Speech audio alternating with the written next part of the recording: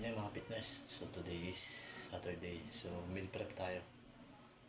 So yan. So oatmeal. Tsaka yung nalagyan ko siya ng choco. Tapos garden niya slice na dalawa. Tapos saging. So nalagyan ko yung oatmeal ng saging. So ito yung aking diner meal prep. Yan. So dahil ko yan na. Papayta ko sa inyo. Tapos ito naman yung kakainin kong protein. So kakainin ko protein na isda. So 20 grams. Tapos papayta.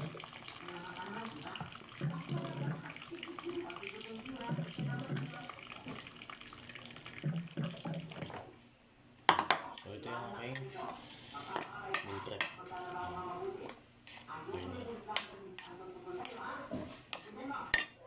So wala pa dyan yung peanut butter. So ang peanut butter kasi is protein. Yan. So saging na fiber. Gardenia slice. Tapos oatmeal na may saging nyo. Tapos choco. Yung gatas yan nilagay ko. Tapos 20 grams na protein. So yan. So yan yung aking diet nila. Nalagay ko lang sa inyo. Yan. So mamaya tatrack ko ulit siya sa fitness pala. So alam nyo ang kain ko ngayon is 2 to 3 meal a day. So 1,650 calories. So 110 grams protein. So yun yung protein intake. 1,650 maintenance. So 2 to 3 meal a day ako. So sa carbs 110. Sa protein ganun din yung hati ko siya. So sa fats mo medyo mababa yung fats ko. So carbohydrates, yun, protein, fats, macronutrients. Yan.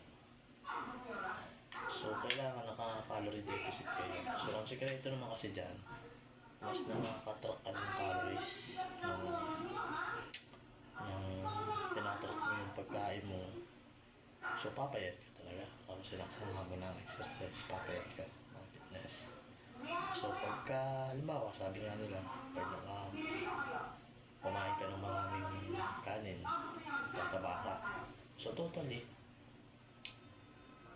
tataba ka talaga kung maraming kanin yung kakainin mo. Pero kung tinatrack mo yung kakainin mo rice, yung kanin na kinakain mo, pinapasok mo sa katawan mo, kumbaga kinukonsume mo siya na ganitong kanin ka, rice lang yung pinakain ko.